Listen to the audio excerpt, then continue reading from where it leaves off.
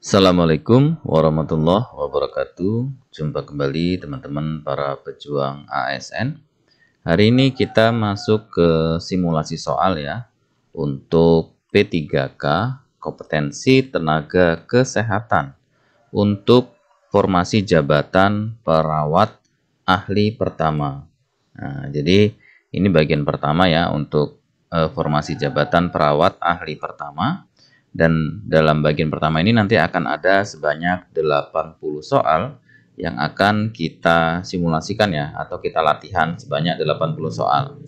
Soal-soal yang disusun itu sudah sesuai dengan materi pokok dari Menpan RB ya, atau kisi-kisi dari Menpan RB.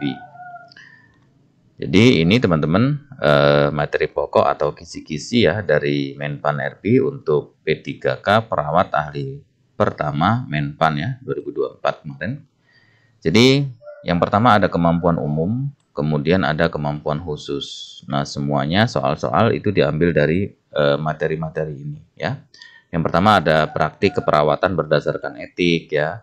Ini berdasarkan legal, berdasarkan peka budaya. Kemudian praktik keperawatan profesional ya. Kemudian area kepemimpinan dan manajemen. Kemudian area pendidikan dan penelitian. Area pengembangan kualitas personal dan profesional. Kemudian kemampuan khusus itu ada 5 teman-teman.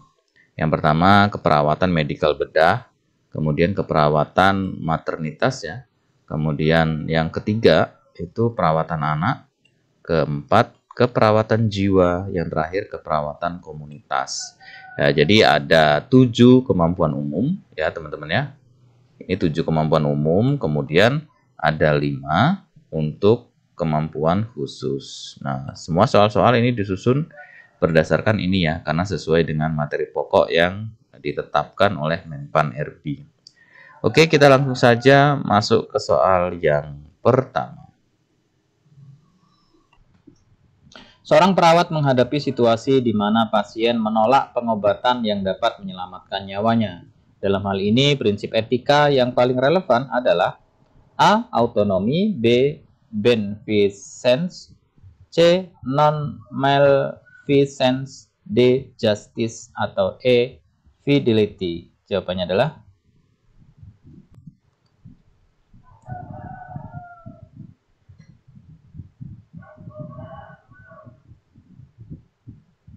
kita lihat jawaban yang benar itu yang A ya, autonomi.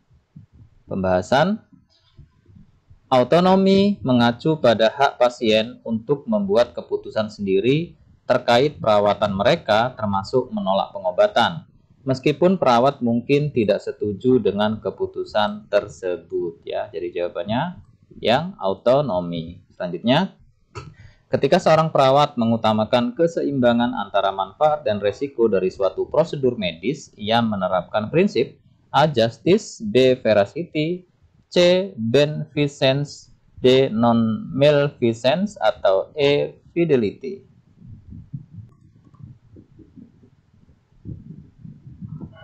Kita lihat jawaban yang benar itu adalah yang C.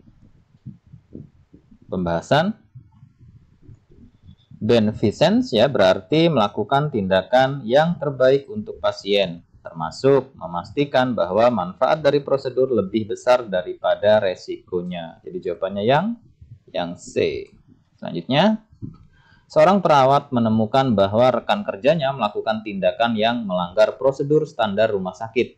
Tindakan etis yang harus dilakukan adalah A. Mengabaikan kejadian tersebut, B. Melaporkan kepada atasan yang berwenang, C. Memberitahu pasien tentang kejadian tersebut, D. Berbicara langsung dengan rekan kerja tersebut, E. Mengundurkan diri dari situasi tersebut. Jawabannya adalah yang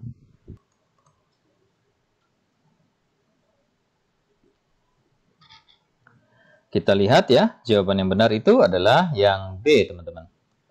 Pembahasan melaporkan pelanggaran adalah bagian dari tanggung jawab profesional perawat untuk menjaga kualitas perawatan dan keselamatan pasien. Jadi jawabannya yang B ya, melaporkan kepada atasan yang berwenang. Selanjutnya, ketika perawat membocorkan informasi medis pasien kepada pihak ketiga tanpa izin, ia melanggar prinsip etika, A. Fidelity, B. Veracity, C. Confidentiality, D. Justice, atau E. Non-malfeasance. Jawabannya adalah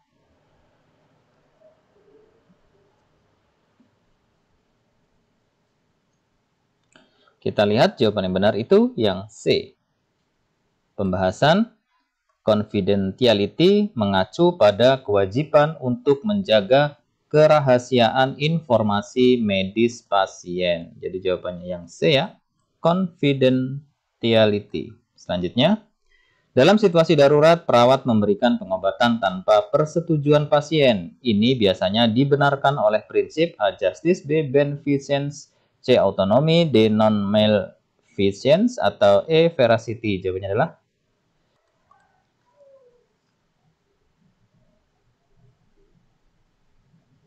kita lihat jawaban yang benar itu adalah yang B. Pembahasan dalam keadaan darurat, prinsip beneficence membenarkan tindakan tanpa persetujuan jika tujuannya untuk menyelamatkan nyawa atau mencegah cedera serius. Jadi jawabannya yang B. Selanjutnya, jika perawat dituntut karena melakukan tugas di luar wewenangnya, tindakan ini dikenal sebagai A. Negligence, B. Malpraktik, C. Battery, D. Assault, atau E. Fraud. Jawabannya adalah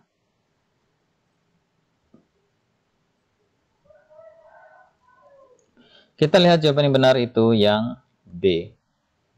Pembahasan malpraktik adalah pelanggaran terhadap standar praktik profesional termasuk tindakan di luar kompetensi atau kewenangan. Jadi jawabannya yang malpraktik B. Selanjutnya, dokumentasi palsu oleh perawat yang bertujuan untuk menutupi kesalahan adalah pelanggaran hukum.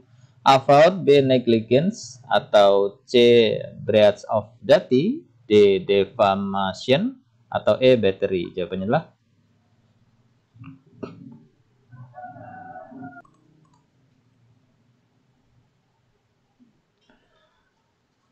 kita lihat jawaban yang benar itu adalah yang A. Pembahasan fraud ya adalah tindakan menipu atau memberikan informasi yang tidak benar dengan tujuan tertentu. Jadi jawabannya yang A. Selanjutnya, jika pasien mengalami kerugian akibat keputusan perawat yang salah, perawat dapat dikenakan tuntutan A. Fraud, B. Assault, C. Negligence, D. Defamation, atau E. Breach of duty. Jawabannya adalah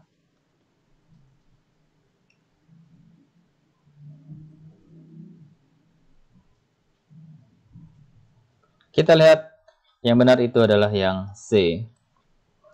Negligence adalah kegagalan perawat dalam melaksanakan tugasnya dengan standar yang seharusnya. Jadi jawabannya yang C, negligence. Selanjutnya, ketika perawat memberikan perawatan darurat kepada pasien di tempat umum tanpa izin, hukum yang melindungi perawat dikenal sebagai A. Good Samaritan Law, B. Informed Consent Law, C. Nursing Practice Act, D. Civil Law, atau E. Confidentiality Law. Jawabannya adalah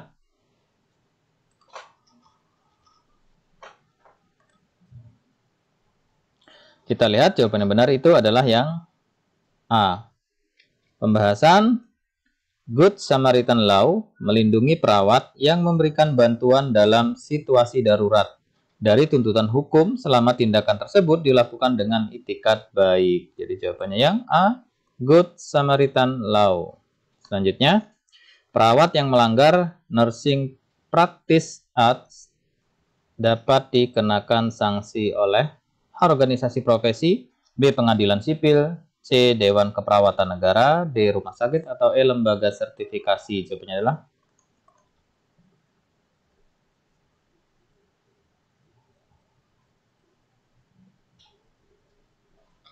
kita lihat jawaban yang benar itu yang C. Pembahasan Dewan Keperawatan Negara bertanggung jawab mengawasi kepatuhan terhadap Nursing Practice Act dan memberikan sanksi jika diperlukan. Jadi jawabannya yang C, Dewan Keperawatan Negara. Selanjutnya, seorang perawat merawat pasien dari budaya yang melarang kontak mata langsung antara lawan jenis. Tindakan perawat yang sesuai adalah A. Mengabaikan kebiasaan tersebut, B. Tetap mempertahankan kontak mata untuk menunjukkan perhatian, C. Menghindari kontak mata sesuai dengan norma budaya pasien, D. Mengedukasi pasien bahwa kontak mata penting dalam komunikasi, atau E. Mengalihkan tanggung jawab perawat kepada perawat lain. Jawabannya adalah yang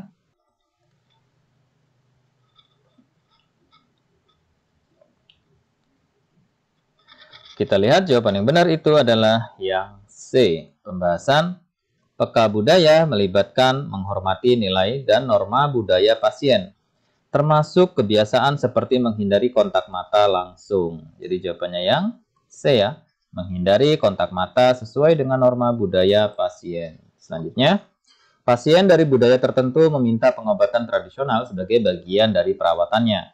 Respon terbaik perawat adalah A. Menolak permintaan tersebut karena tidak berbasis bukti ilmiah. B. Memberikan izin tanpa mendiskusikan resikonya. C. Mengkaji keamanan dan efektivitas pengobatan tersebut bersama pasien. D. Mengganti pengobatan medis dengan pengobatan tradisional. Atau E. Melaporkan permintaan tersebut kepada atasan. Jawabannya adalah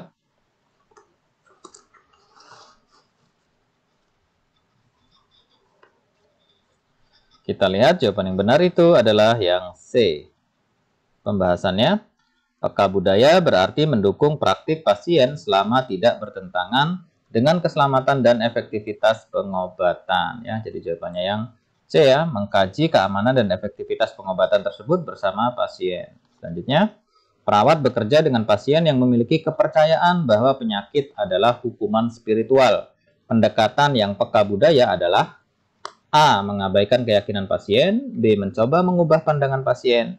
C. Mengintegrasikan keyakinan spiritual pasien dalam rencana perawatan. D. Mengarahkan pasien kepada konselor agama.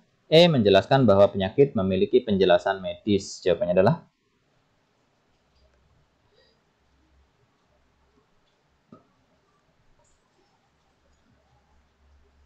kita lihat jawaban yang benar itu adalah yang C.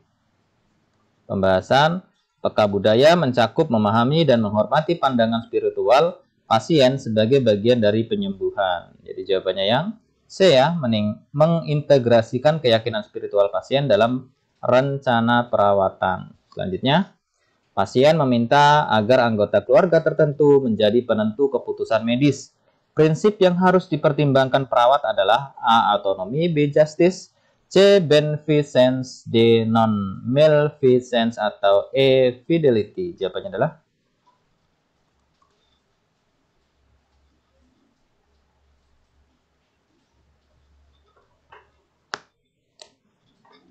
kita lihat jawaban yang benar itu adalah yang A. Pembahasan autonomi mencakup menghormati hak pasien untuk menentukan siapa yang mewakili mereka dalam pengambilan keputusan. Jadi jawabannya adalah yang A. Autonomi. Selanjutnya, perawat yang peka budaya harus memahami konsep cultural humility. Humility ya, humility. Yang berarti A. Menguasai semua budaya pasien, B. Mengakui bahwa budaya perawat lebih unggul, C. Memahami budaya pasien sebagai proses yang terus berkembang, D. Menyetujui semua permintaan pasien tanpa pertimbangan, atau E. Mengganti praktik budaya dengan standar profesional. Jawabannya adalah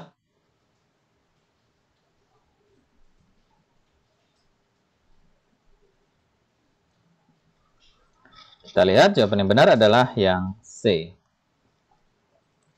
Pembahasan kultural humility adalah sikap terbuka terhadap pembelajaran budaya pasien tanpa menganggap satu budaya lebih unggul. Jadi jawabannya yang C, memahami budaya pasien sebagai proses yang terus berkembang. Selanjutnya, seseorang perawat bekerja di unit ICU yang memerlukan pengetahuan mendalam tentang ventilator mekanik. Area praktik keperawatan ini termasuk dalam A. Keperawatan komunitas, B. Keperawatan kritis, C. Keperawatan kesehatan jiwa, D. Keperawatan geriatri, atau E. Keperawatan maternitas. Jawabannya adalah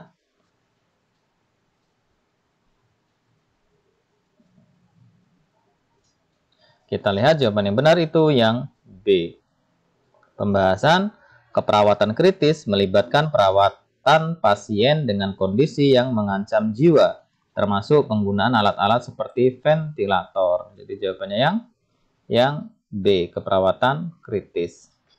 Selanjutnya, perawat yang memberikan penyuluhan tentang kebersihan lingkungan di masyarakat termasuk dalam area A. Keperawatan anak, B. Keperawatan komunitas, C. Keperawatan medikal bedah, D. Keperawatan gerontologi, atau E. Keperawatan kesehatan jiwa.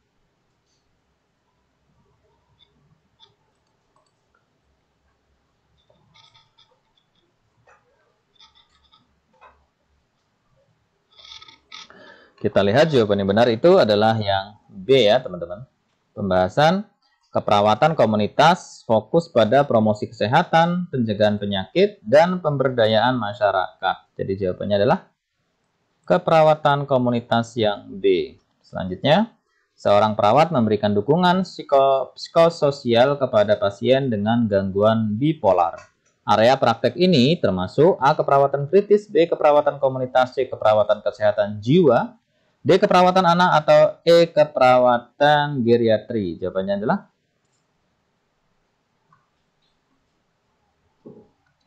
kita lihat jawaban yang benar itu adalah yang C ya teman-teman. Pembahasan keperawatan kesehatan jiwa menangani pasien dengan gangguan mental dan memberikan dukungan psikososial. Jadi jawabannya yang C. Keperawatan kesehatan jiwa. Selanjutnya, dalam area keperawatan anak, perawat perlu memahami perkembangan psikologi anak. Salah satu tugasnya adalah A. Memberikan terapi okupasi kepada pasien geriatri, B. Memberikan imunisasi kepada bayi dan anak, C. Mengelola ventilator pada pasien dewasa, D. Menyusun program kesehatan untuk kelompok lansia, atau E. Melakukan konseling untuk pasien dengan depresi berat. Jawabannya adalah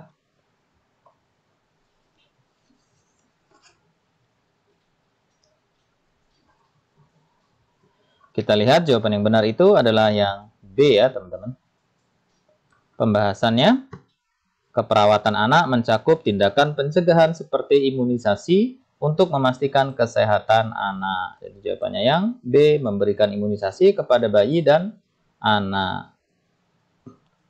Selanjutnya, dalam area keperawatan gerontologi, perawat menghadapi pasien yang sering merasa kesepian. Pendekatan yang sesuai adalah A. Memberikan terapi bermain, B. Meningkatkan interaksi sosial melalui program komunitas, C. Memberikan terapi farmakologis untuk mengurangi kesepian, D. Mengajarkan latihan pernapasan, E. Memberikan edukasi tentang pencegahan infeksi. Jawabannya adalah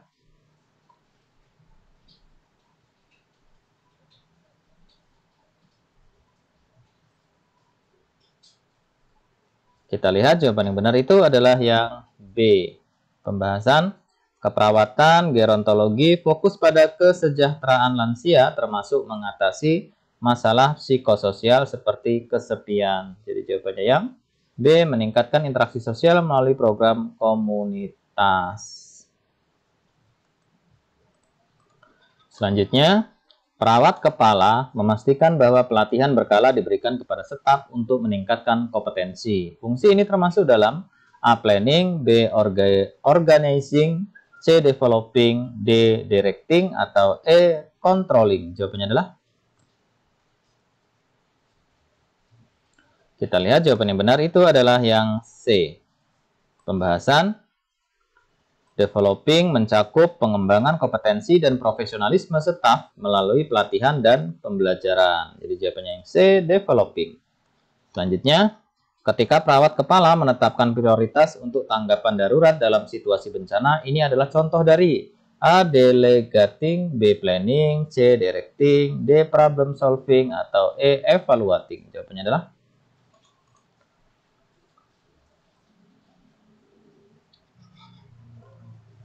kita lihat jawaban yang benar itu adalah yang B, planning. Pembahasan planning melibatkan penentuan langkah-langkah strategis untuk menangani situasi darurat secara efektif. Jadi jawabannya yang B, planning.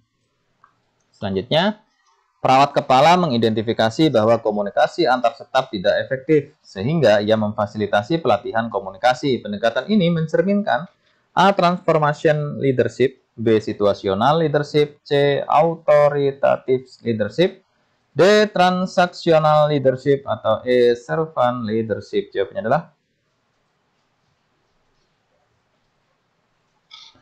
kita lihat jawaban yang benar itu adalah yang A. Pembahasannya, kepemimpinan transformasional berfokus pada perubahan positif melalui pengembangan staf. Ya, jadi jawabannya yang transformational leadership.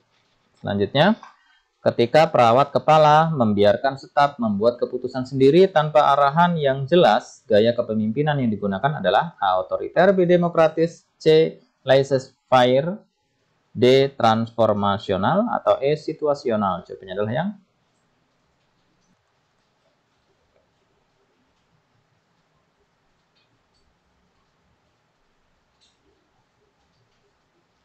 Kita lihat jawaban yang benar adalah yang C.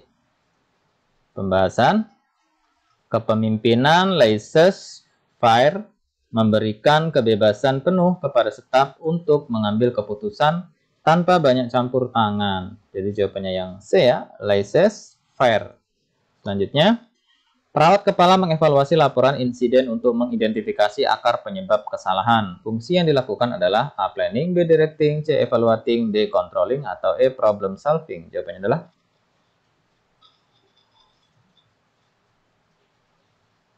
kita lihat jawaban yang benar itu adalah yang D. Pembahasan controlling mencakup analisis kesalahan dan pengawasan untuk mencegah kejadian serupa di masa depan. Jadi jawabannya yang controlling D. Selanjutnya, ketika perawat menggunakan hasil penelitian untuk merancang panduan praktik, ia sedang menjalankan A. Evaluasi program, B. Implementasi kebijakan, C. Penerapan evidence-based practice, atau D. Pelaporan kinerja, E. Supervisi klinis. Jawabannya adalah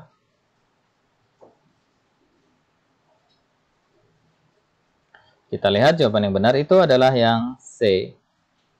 Pembahasan panduan praktik berbasis bukti dikembangkan dari penelitian untuk meningkatkan kualitas perawatan ya. Jadi jawabannya adalah yang C ya, penerapan evidence-based practice. Selanjutnya, prinsip yang harus dijunjung tinggi dalam penelitian keperawatan untuk melindungi privasi peserta adalah A. Autonomy, B. Confidentiality, C. Justice, D. Fidelity, atau E. Beneficence. Jawabannya adalah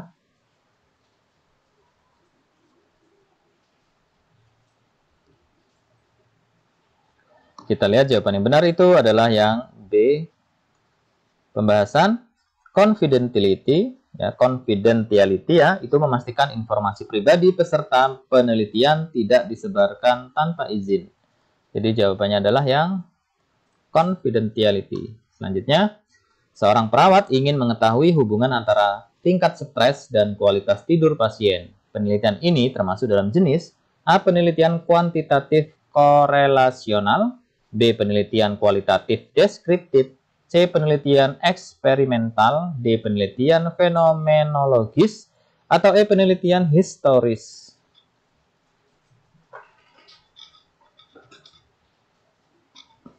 Kita lihat jawaban yang benar itu adalah yang A. Pembahasannya penelitian korelasional bertujuan untuk mengetahui hubungan antara dua variabel. Jadi jawabannya ini ya, penelitian kuantitatif korelasional ya, karena dua variabel tingkat stres dan kualitas tidur. Selanjutnya, dalam pelatihan berbasis simulasi, perawat menciptakan skenario yang menyerupai situasi nyata. Pendekatan ini disebut A. Pendidikan formal, B. Pelatihan berbasis praktik, C. Pembelajaran aktif, D. Penelitian tindakan, atau E. Studi kasus. Jawabannya adalah yang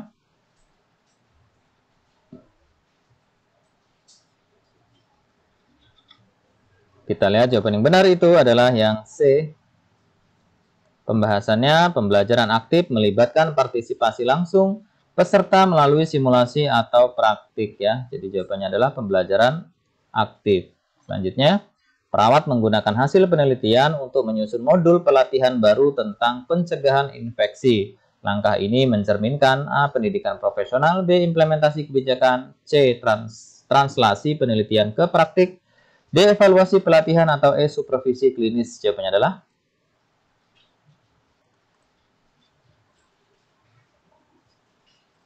kita lihat jawaban yang benar itu adalah yang C.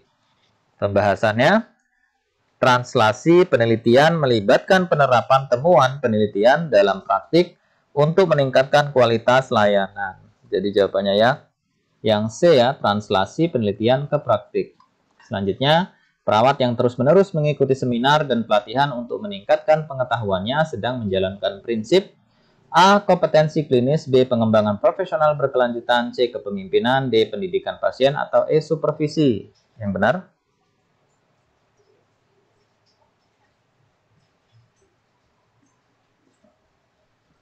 Kita lihat jawaban yang benar itu adalah yang B. Pembahasan pengembangan profesional berkelanjutan adalah kewajiban perawat untuk terus memperbarui pengetahuan dan keterampilan sesuai perkembangan ilmu. Jadi jawabannya yang B ya. pengembangan profesional berkelanjutan. Selanjutnya, ketika perawat menyusun rencana untuk menyeimbangkan pekerjaan dan kehidupan pribadi, ini menunjukkan aspek A. Team management, B. Emotional intelligence, C. Personal growth, atau D. Professional accountability, E. Self-care. Self-care ya, jawabannya adalah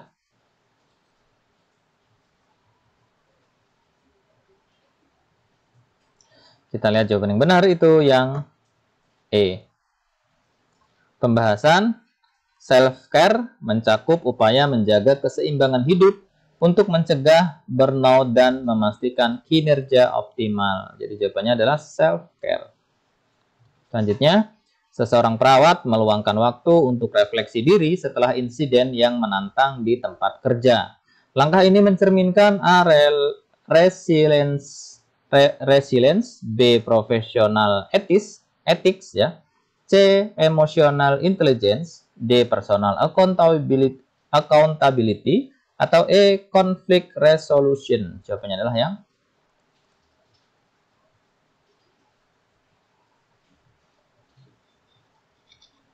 kita lihat jawaban yang benar itu adalah yang C.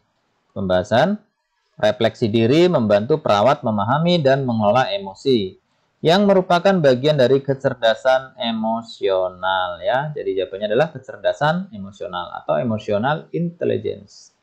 Selanjutnya, perawat yang menggunakan umpan balik dari rekan kerja untuk meningkatkan kinerjanya menunjukkan A. Self-awareness, B. Continuous learning, B. Accountability, D. Critical thinking, atau E. Leadership.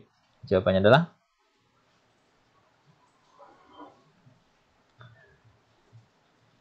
kita lihat jawaban yang benar itu adalah yang A.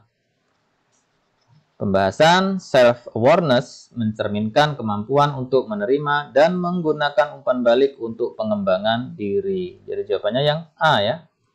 Selanjutnya, komponen penting dalam pengembangan profesional perawat adalah A. Memprioritaskan pekerjaan di atas kehidupan pribadi, B. Mengikuti pelatihan tanpa refleksi, C. Membuat rencana pengembangan karir jangka panjang, D. Berfokus pada satu aspek keahlian saja, atau E. Menghindari tantangan baru. Jawabannya adalah yang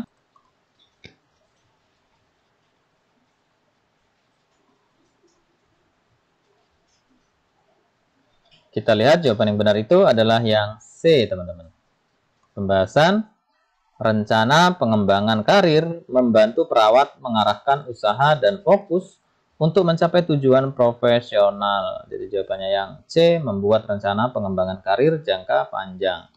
Selanjutnya, pasien dengan anemia defisiensi besi memerlukan A. Suplemen zat besi oral atau intravena, B. Transfusi darah segera, C. Peningkatan konsumsi kalsium, D. Diet tinggi protein, atau E. Cairan intravena tambahan. Jawabannya adalah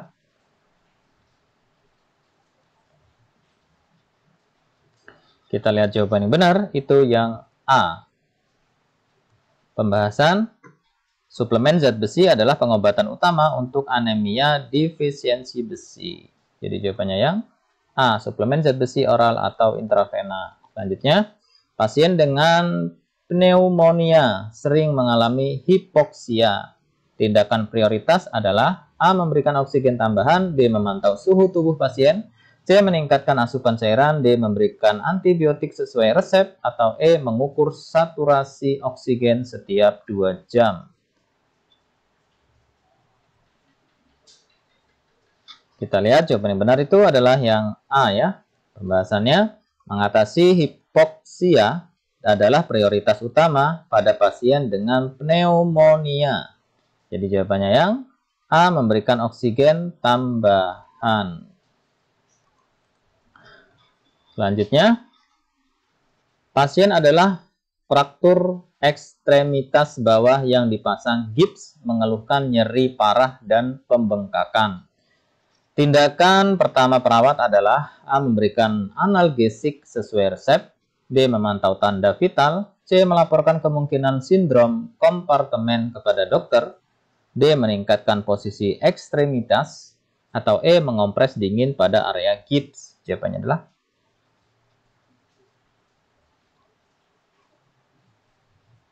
kita lihat jawaban yang benar itu yang C.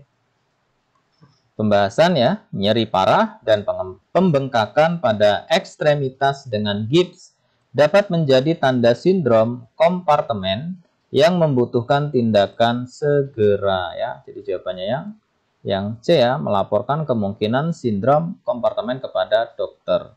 Selanjutnya, pasien pasca bedah menunjukkan tanda-tanda infeksi luka. Tindakan perawat meliputi A. Meningkatkan asupan kalori pasien, B. Membersihkan luka sesuai protokol aseptik, C. Memberikan antibiotik tanpa resep, D. Memasang perban ketat pada luka, E. Membiarkan luka terbuka untuk mengeringkan area. Jawabannya adalah yang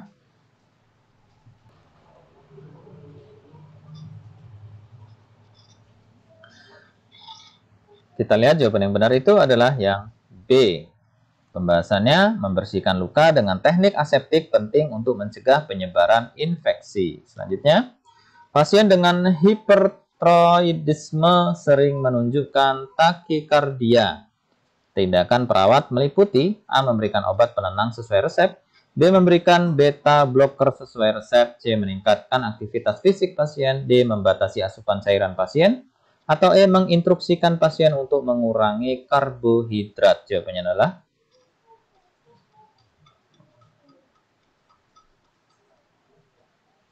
kita lihat jawaban yang benar itu adalah yang B. Pembahasan beta blocker digunakan untuk mengurangi gejala kardiovaskular ya, vaskular pada pasien dengan hipertiroidisme. Jadi jawabannya yang B, memberikan beta blocker sesuai resep. Selanjutnya, pasien hamil trimester ketiga mengeluhkan sakit kepala berat dan penglihatan kabur. Tanda ini mungkin menunjukkan A. Kehamilan ektopik, B. Hipertensi gestasional, C. Preeklamsia, D. Diabetes gestasional, E. Infeksi saluran kemih. Jawabannya adalah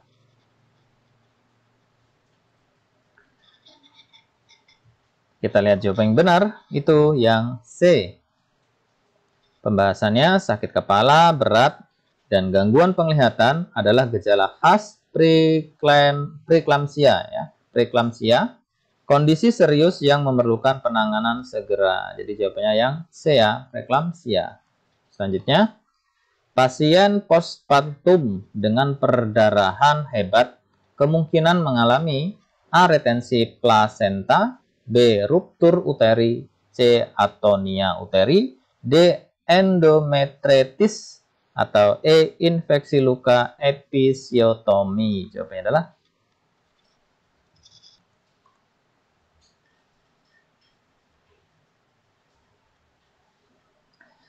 kita lihat jawaban yang benar itu adalah yang C. Pembahasannya, atonia uteri adalah penyebab utama perdarahan postpartum, di mana rahim tidak berkontraksi dengan baik setelah melahirkan. Jadi jawabannya adalah C. Atonia uteri. Selanjutnya, pasien hamil dengan riwayat kehamilan sebelumnya mengalami abortus spontan berulang. Penanganan awal untuk mencegah keguguran pada kehamilan ini adalah A. Pemberian suplementasi kalsium, B. Penanganan bed rest total, C. Pemasangan cervix, D. Pemberian antibiotik profilaksis, atau E. Pemberian vaksinasi tambahan. Jawabannya adalah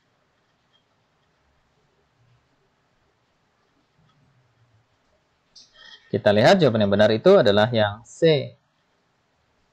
Pembahasan cervix digunakan pada pasien dengan insufisiensi cervix untuk mencegah abortus spontan ya. Jadi jawabannya yang C. Pemasangan cervix.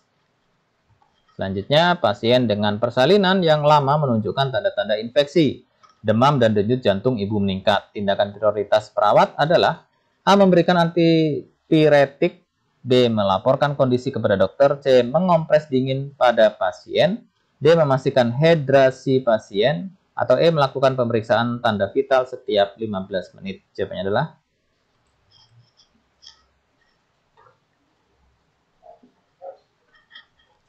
kita lihat jawaban yang benar itu adalah yang B. Pembahasan infeksi selama persalinan memerlukan evaluasi segera oleh dokter. untuk mencegah komplikasi serius. Jadi segera melaporkan kondisi kepada dokter. Selanjutnya, pasien postpartum dengan nyeri payudara, kemerahan, dan demam kemungkinan mengalami A. mastitis, B. engorgement ya payudara, engorgement payudara, C. infeksi saluran ASI, D. abses payudara, atau E. hiperlaktasi. Jawabannya adalah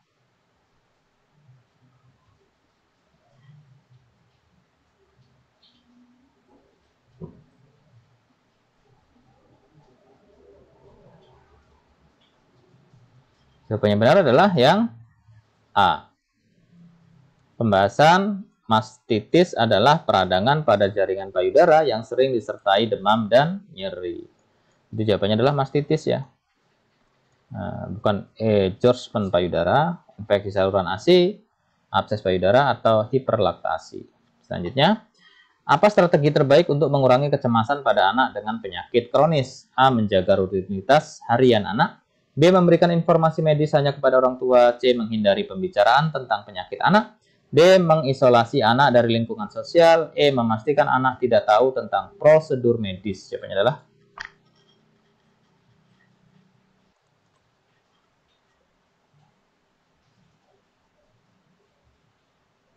kita lihat jawaban yang benar itu adalah yang A ya. Pembahasannya, rutinitas membantu anak merasa stabil dan mengurangi kecemasan dalam menghadapi penyakit kronis ya. Jadi jawabannya adalah menjaga rutinitas harian anak.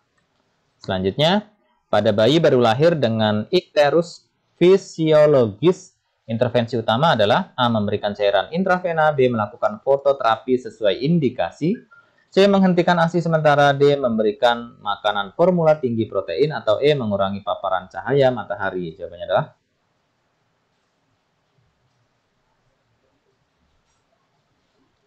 kita lihat jawaban yang benar itu adalah yang B.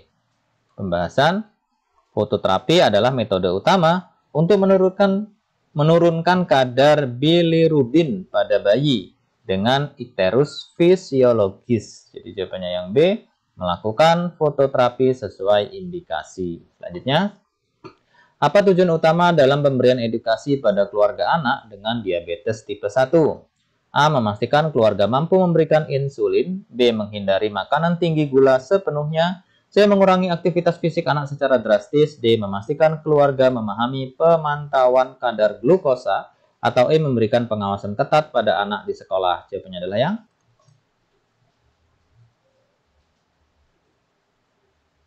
kita lihat jawaban yang benar itu adalah yang D ya teman-teman. Pembahasan pemantauan kadar glukosa darah adalah kunci utama dalam manajemen diabetes tipe 1. Jadi jawabannya yang D, memastikan keluarga memahami pemantauan kadar glukosa. Selanjutnya, intervensi keperawatan apa yang menjadi prioritas pada anak dengan dehidrasi berat? A. Memberikan oralit secara perlahan. B. Memasang infus untuk rehidrasi cairan. C. Meningkatkan asupan makanan padat. D. Memberikan antipiretik. Atau E. Memberikan susu formula tinggi kalori. Jawabannya adalah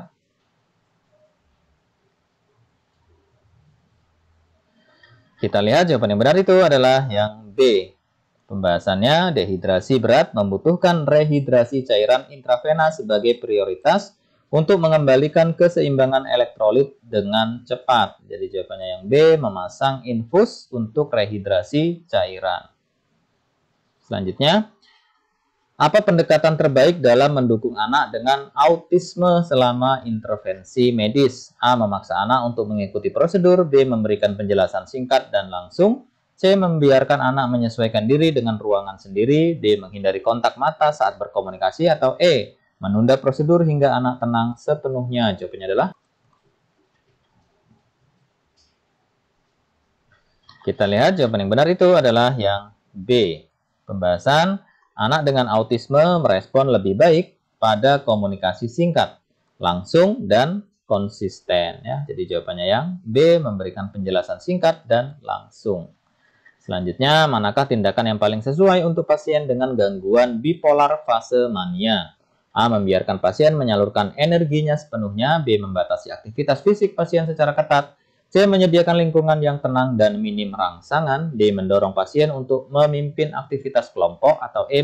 Memberikan makanan berat setiap kali pasien lapar. Jawabannya adalah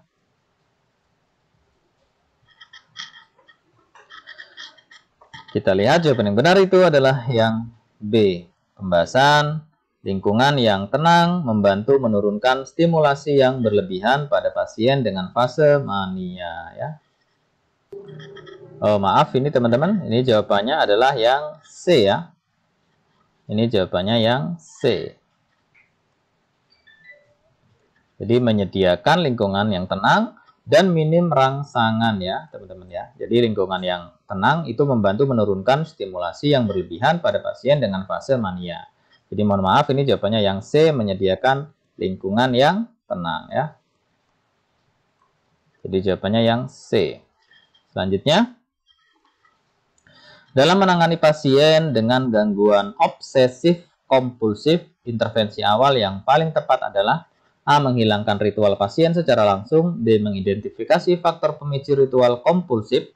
C. Mengabaikan ritual pasien sepenuhnya. D. Mengurangi aktivitas pasien yang tidak relevan. Atau E. Mendorong pasien untuk menekan dorongan kompulsif. Jawabannya adalah yang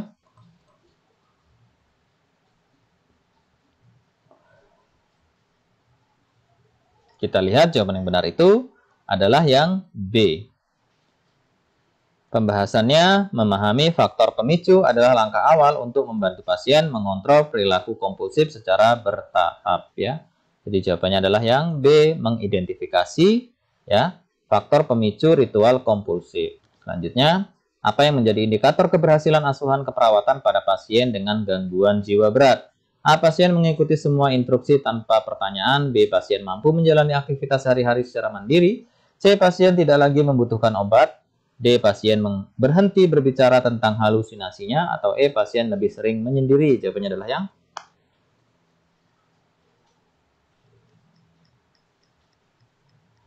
kita lihat jawaban yang benar adalah yang B ya. Pembahasannya, kemampuan menjalani aktivitas sehari-hari adalah indikator penting kemandirian dan pemulihan pada pasien gangguan jiwa berat. Jadi jawabannya adalah pasien mampu menjalani aktivitas sehari-hari secara mandiri, yang B. Selanjutnya, apa pendekatan terbaik dalam membangun hubungan terapeutik dengan pasien gangguan kepribadian? A. Menghindari batasan untuk menjaga hubungan baik. B. Menetapkan batasan yang konsisten dan jelas. C. Fokus pada perilaku negatif pasien. D. Mengurangi interaksi dengan pasien jika sulit diatur. Atau E. Memberikan hadiah setiap kali pasien bersikap baik. Jawabannya adalah yang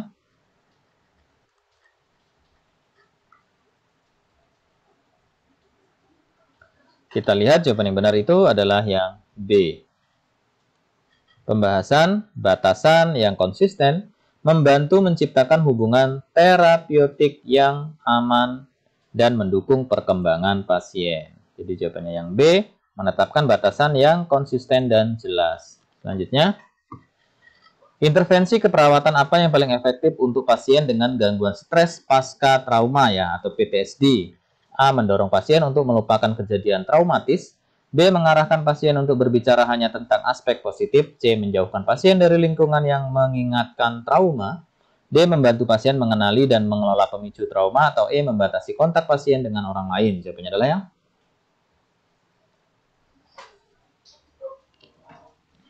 kita lihat jawaban yang benar itu adalah yang D. Pembahasan mengenali dan mengelola pemicu trauma membantu pasien mengurangi gejala PTSD secara bertahap ya. Jadi jawabannya yang D. Membantu pasien mengenali dan mengelola pemicu trauma. Selanjutnya, apa langkah pertama dalam melakukan pengkajian pada masyarakat untuk asuhan keperawatan komunitas? A. Mengidentifikasi pemimpin masyarakat yang dapat diajak kerjasama. B. Melakukan pemeriksaan kesehatan individu secara acak. C. Melibatkan semua anggota masyarakat dalam diskusi kelompok. D. Menyusun intervensi sebelum memahami masalah komunitas. Atau E. Menggunakan data sekunder tanpa wawancara langsung. Jawabannya adalah yang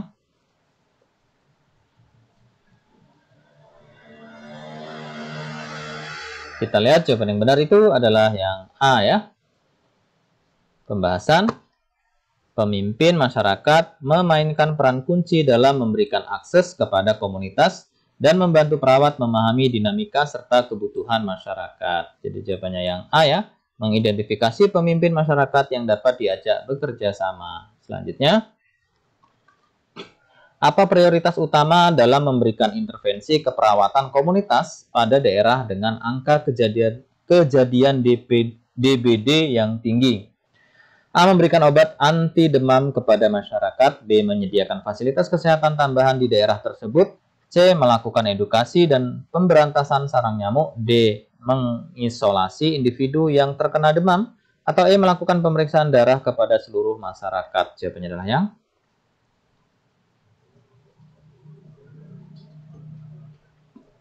kita lihat jawaban yang benar itu adalah yang C.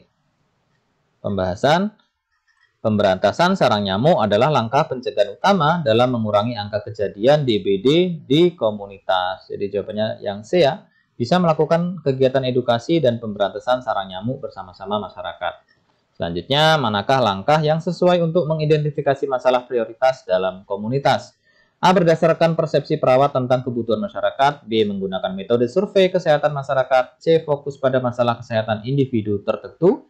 D. Hanya mengandalkan data dari fasilitas kesehatan. Atau E. Melakukan intervensi langsung tanpa pengkajian mendalam. Jawabannya adalah yang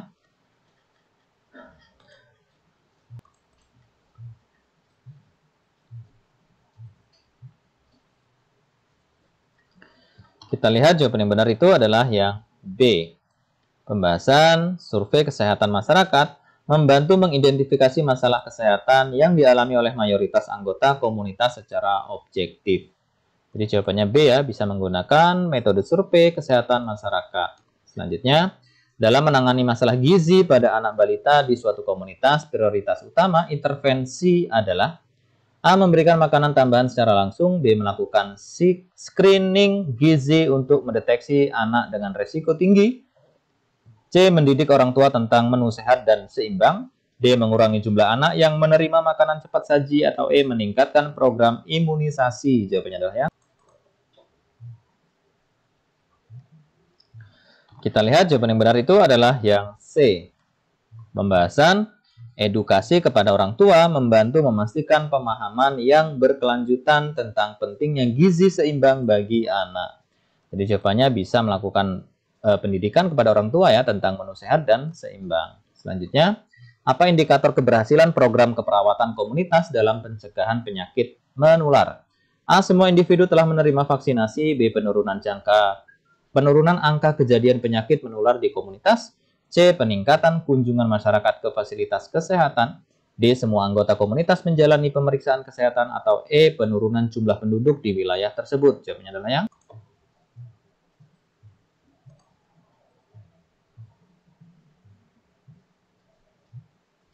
kita lihat jawaban yang benar itu adalah yang B, teman-teman. Pembahasan keberhasilan pencegahan penyakit menular dinilai dari menurunnya angka kejadian penyakit tersebut di komunitas ya. Jadi jawabannya adalah penurunan angka kejadian penyakit menular di komunitas yang B. Selanjutnya, apa langkah pertama yang harus dilakukan perawat untuk memberdayakan masyarakat dalam meningkatkan derajat kesehatannya? A. Memberikan solusi kesehatan langsung. B. Mengidentifikasi masalah kesehatan masyarakat. C. Melibatkan pemimpin masyarakat dalam intervensi. D. Menyusun program tanpa melibatkan masyarakat. Atau E. Memberikan pelatihan kepada perawat lain. Jawabannya adalah yang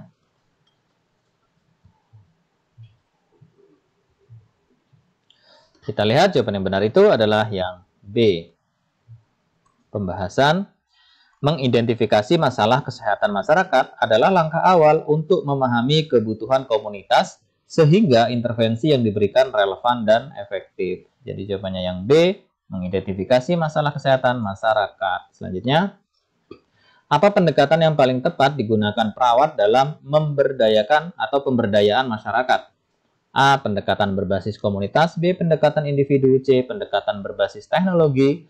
D. Pendekatan otoritatif. Atau E. Pendekatan berbasis ekonomi. Jawabannya adalah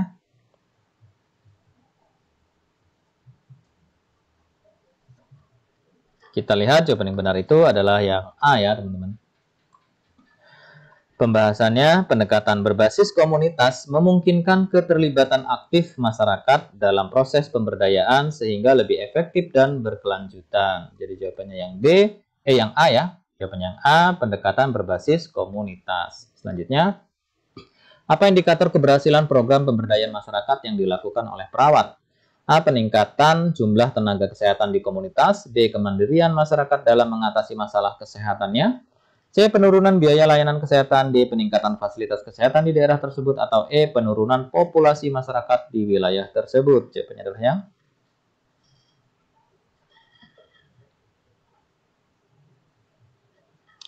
kita lihat jawaban yang benar itu adalah yang B ya teman-teman. Pembahasannya, keberhasilan pemberdayaan masyarakat diukur dari kemandirian masyarakat dalam mengenali, mencegah, dan menangani masalah kesehatan. Ya, jadi jawabannya yang B, kemandirian masyarakat dalam mengatasi masalah kesehatannya. Selanjutnya, dalam pemberdayaan masyarakat, apa yang harus dilakukan perawat untuk memastikan partisipasi aktif masyarakat? A. Menyusun program tanpa melibatkan masyarakat. B. Melibatkan masyarakat dalam perencanaan, pelaksanaan, dan evaluasi program. C. Mengarahkan semua keputusan kepada perawat. D. Memberikan insentif kepada masyarakat untuk ikut serta. Atau E. Memfokuskan program pada individu tertentu. Jawabannya adalah yang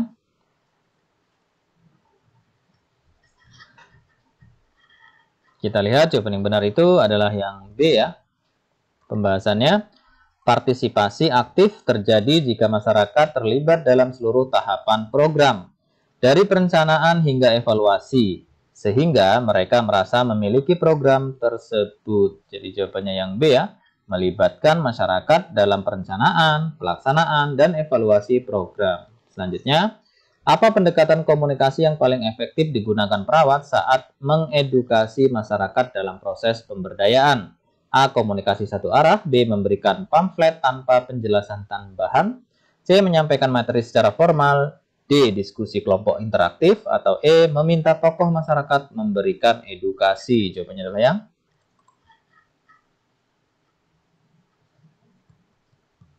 kita lihat jawaban yang benar itu adalah yang D. Pembahasan diskusi kelompok interaktif memungkinkan masyarakat bertanya, berbagi pengalaman, dan belajar bersama, meningkatkan efektivitas edukasi. Jadi jawabannya yang D ya, diskusi kelompok interaktif. Selanjutnya, apa peran utama perawat dalam pemberdayaan masyarakat? A. Sebagai fasilitator yang membantu masyarakat mengidentifikasi kebutuhan mereka. B. Sebagai pemimpin dalam semua kegiatan kesehatan. C. Sebagai pengambil keputusan utama dalam program. D. Sebagai penyedia layanan kesehatan individu. Atau E. Sebagai evaluator tanpa keterlibatan langsung dalam program. Jawabannya adalah yang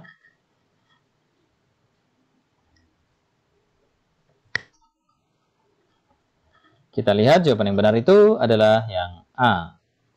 Pembahasannya, sebagai fasilitator, perawat membantu masyarakat menggali kebutuhan mereka dan mendukung mereka untuk menemukan solusinya sendiri. Ya, jadi jawabannya yang A ya. Jadi sebagai fasilitator yang membantu masyarakat mengidentifikasi kebutuhannya mereka. Selanjutnya, bagaimana cara perawat memastikan keberlanjutan program pemberdayaan masyarakat? A. Mengontrol penuh pelaksanaan program. B. Melibatkan masyarakat dalam pengelolaan program. C. Memberikan insentif kepada masyarakat. D. Menyerahkan program kepada lembaga eksternal. Atau E. Menjadwalkan program hanya saat ada dana.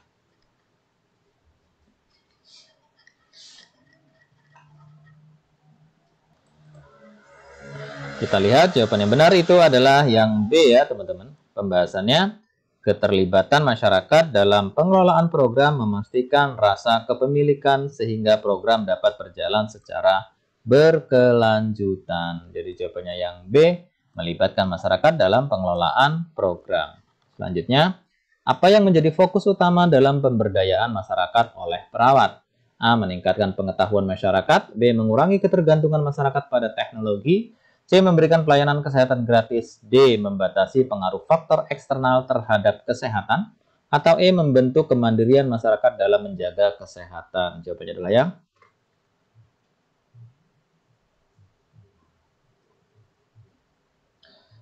kita lihat jawaban yang benar itu adalah yang E ya. Pembahasan, pemberdayaan masyarakat bertujuan untuk menciptakan masyarakat yang mandiri dalam meningkatkan dan mempertahankan derajat kesehatannya. Jadi yang E, membentuk kemandirian masyarakat dalam menjaga kesehatan. Selanjutnya, manakah yang tidak sesuai dengan prinsip pemberdayaan masyarakat? A. Keterlibatan aktif masyarakat dalam pengambilan keputusan. B. Menekankan pada kemampuan komunitas untuk memecahkan masalahnya. C. Fokus pada bantuan eksternal untuk menyelesaikan masalah kesehatan. D. Penggunaan sumber daya lokal untuk intervensi. Atau E. Kolaborasi antara masyarakat dan perawat. Jawabannya adalah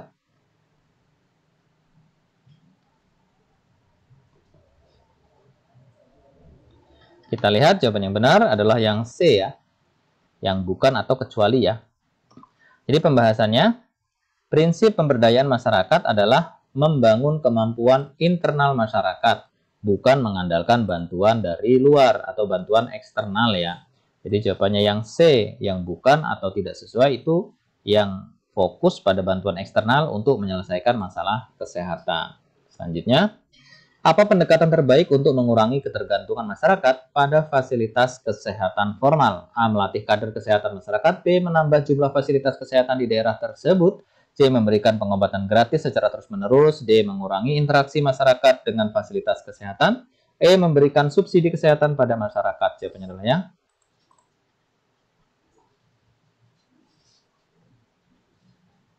kita lihat jawaban yang benar itu adalah yang A. Pembahasannya, kader kesehatan masyarakat dapat menjadi perpanjangan tangan perawat dalam memberikan edukasi dan layanan sederhana, mengurangi ketergantungan pada fasilitas formal. Jadi jawabannya yang A ya, bisa melakukan pelatihan atau melatih kader kesehatan masyarakat. Selanjutnya, apa langkah pertama yang harus dilakukan perawat saat merencanakan program pengabdian kepada masyarakat? A. Mengidentifikasi kebutuhan masyarakat melalui pengkajian. B. Menentukan tema program berdasarkan pengalaman perawat. C. Menyediakan anggaran yang cukup untuk program. D. Menentukan target populasi tanpa survei awal. Atau E. Mengandalkan data sekunder tanpa kunjungan langsung. Jawabannya adalah kita lihat jawaban yang benar itu adalah yang A.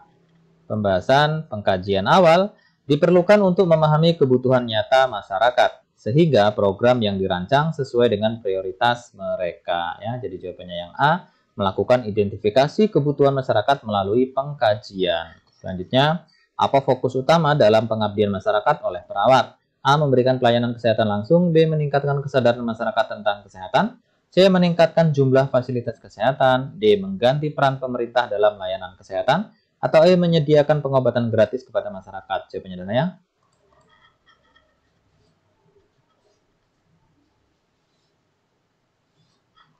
Kita lihat jawaban yang benar itu adalah yang B. Pembahasannya, fokus utama pengabdian masyarakat adalah mengedukasi dan memberdayakan masyarakat untuk menjaga kesehatannya secara mandiri. Jadi yang B ya, meningkatkan kesadaran masyarakat tentang kesehatan. Selanjutnya, apa pendekatan terbaik dalam melibatkan masyarakat selama program pengabdian? A. Menggunakan pendekatan partisipatif. B. Memberikan arahan sepenuhnya kepada masyarakat. C. Membiarkan masyarakat memilih program tanpa panduan. D. Menghindari keterlibatan masyarakat secara langsung. Atau E. Memberikan pelayanan kesehatan tanpa diskusi. Jawabannya adalah yang kita lihat jawaban yang benar itu adalah yang A. Pembahasannya, pendekatan partisipatif melibatkan masyarakat dalam seluruh proses, mulai dari perencanaan hingga evaluasi, sehingga mereka merasa memiliki program tersebut ya. Jadi jawabannya adalah melakukan penggunaan pendekatan partisipatif. Selanjutnya, apa indikator keberhasilan program pengabdian masyarakat? A. Semua masyarakat menerima layanan kesehatan. B. Masyarakat mampu menerapkan perilaku hidup sehat secara mandiri. C. Penurunan angka kunjungan ke fasilitas kesehatan. D. Peningkatan jumlah perawat yang terlibat dalam program. Atau E. Penggunaan anggaran yang maksimal. Jawabannya adalah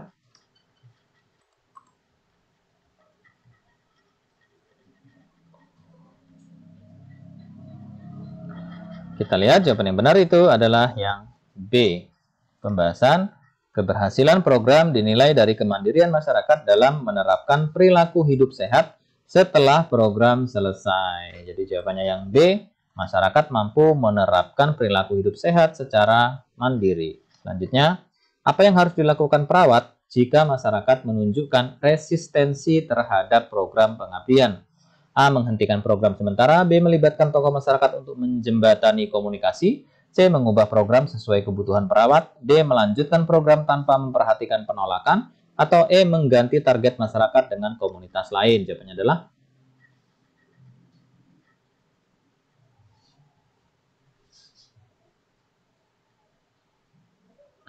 kita lihat jawaban yang benar itu adalah yang B. Pembahasan tokoh masyarakat dapat membantu menjelaskan tujuan program dan mengatasi resistensi dengan membangun kepercayaan. Jadi jawabannya yang B, melibatkan tokoh masyarakat untuk menjembatani komunikasi. Selanjutnya, apa strategi perawat untuk memastikan masyarakat memahami pentingnya program kesehatan? A. Menggunakan metode edukasi interaktif. B. Memberikan informasi tanpa penjelasan tambahan. C. Menghindari penggunaan alat bantu visual. D. Memberikan ceramah formal kepada seluruh masyarakat. Atau E. Membagikan pamflet saja. Jawabannya adalah yang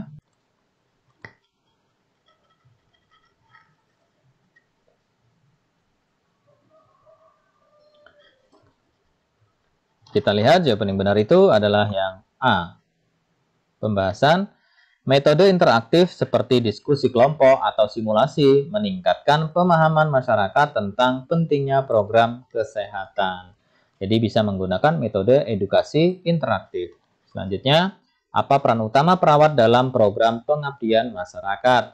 A. Sebagai fasilitator dalam proses pemberdayaan masyarakat. B. Sebagai pemberi layanan kesehatan langsung. C. Sebagai pemimpin program tanpa melibatkan masyarakat. D. Sebagai pengambil keputusan utama dalam program. Atau E. Sebagai pengawas pasif dalam pelaksanaan program. Jawabannya adalah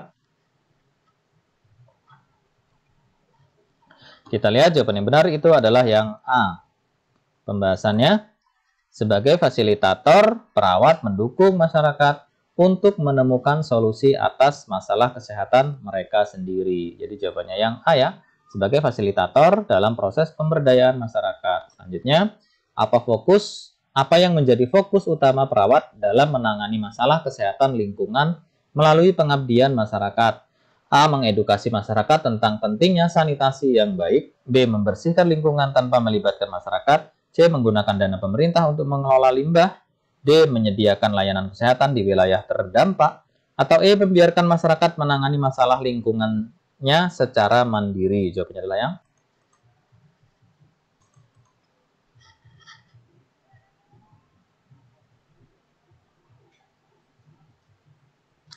kita lihat jawaban yang benar itu adalah yang A. Pembahasannya, edukasi sanitasi adalah langkah pertama dalam mengatasi masalah kesehatan lingkungan secara berkelanjutan. Jadi jawabannya yang A, melakukan edukasi masyarakat tentang pentingnya sanitasi yang baik. Selanjutnya, bagaimana perawat memastikan keterlibatan generasi muda dalam program pengabdian? A. Memberikan materi kesehatan yang menarik bagi pemuda. B. Fokus pada kelompok usia dewasa saja. C. Menghindari diskusi yang melibatkan generasi muda. D. Menekankan pentingnya kesehatan kepada orang tua. Atau E. Memberikan layanan gratis hanya untuk anak-anak. Jawabannya adalah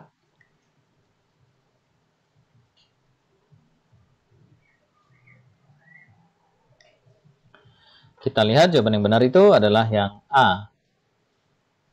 Pembahasan materi yang sesuai dengan minat generasi muda meningkatkan keterlibatan mereka dalam program kesehatan. Jadi jawabannya yang A ya.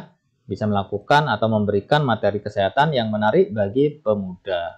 Selanjutnya, apa yang harus dilakukan perawat jika sumber daya untuk program pengabdian terbatas?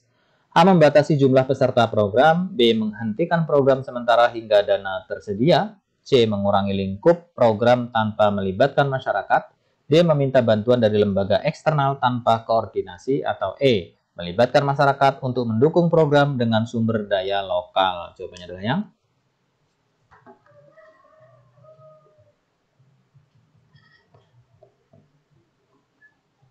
kita lihat jawaban yang benar itu adalah yang E, teman-teman. Pembahasan melibatkan masyarakat menggunakan sumber daya lokal, meningkatkan efisiensi program, dan memperkuat rasa memiliki. Jadi jawabannya yang E ya, melibatkan masyarakat untuk mendukung program dengan sumber daya lokal.